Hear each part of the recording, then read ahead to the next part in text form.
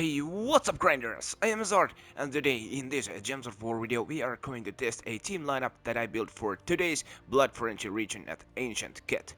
A monster restriction, and I wasn't that much satisfied about the true damage build that I built for this Ancient Ket region earlier this week.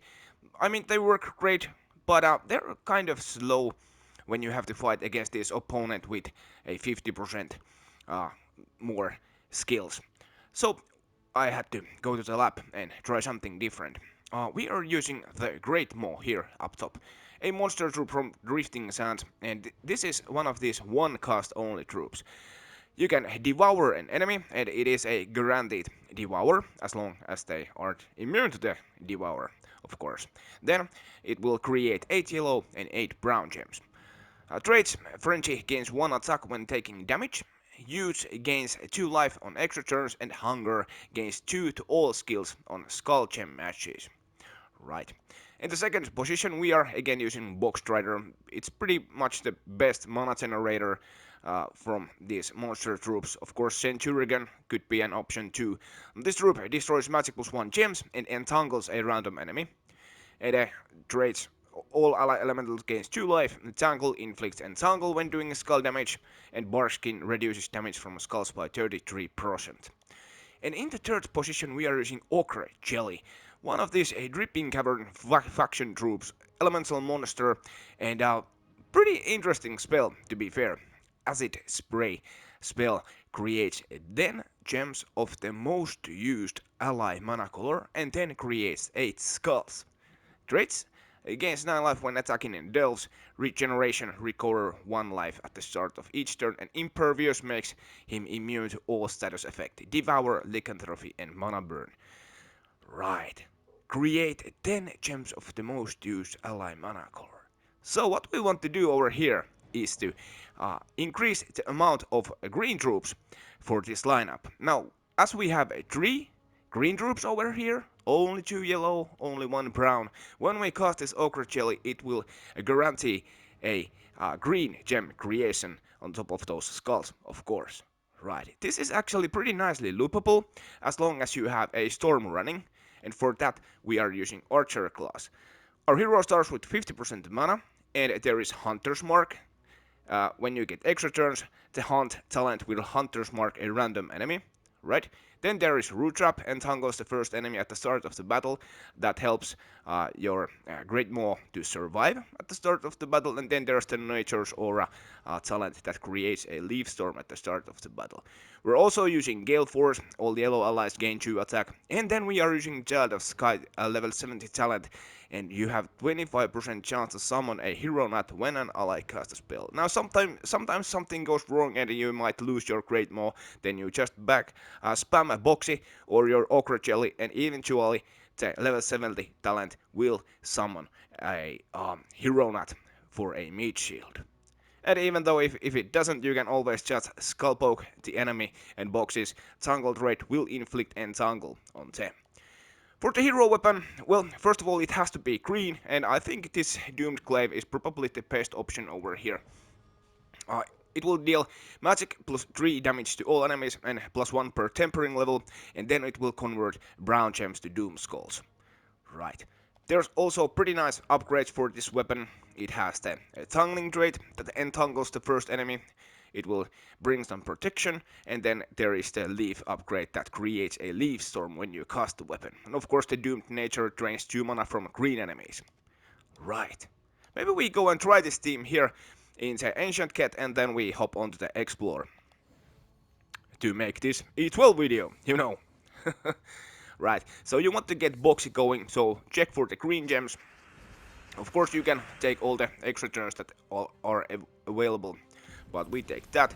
A mana surge would have been a great thing, but didn't happen, so now we just spam the board, get our Maw up, and we devour the troop that isn't entangled and has most of the HP.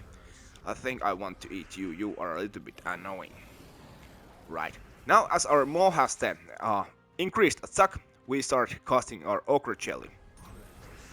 Now we have to explode the board, or destroy the gems with Box Strider. We can check there is a Doomed Glaive alignment, we do that.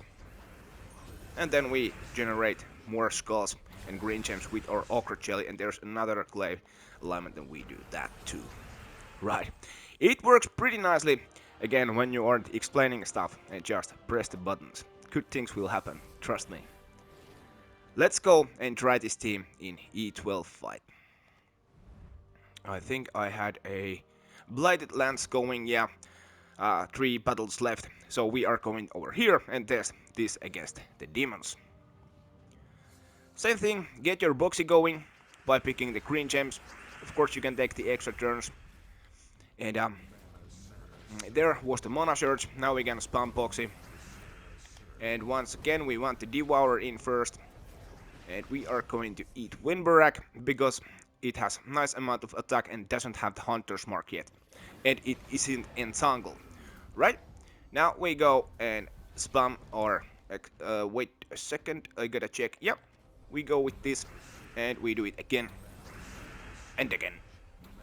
If you spot brown alignment, you can use your glaive, entangle the troops, and that's a match. Yeah. Now let's see, we are fighting against Nocturnia. Gate of Souls, does this... it has a skull reduction, but that's fine. Hopefully we get things going quickly and the Hunter's Mark is going to be inflicted soon enough. No greens, so we start with yellows then. We take that. We take that. Greens please. There. Now we can spam boxy.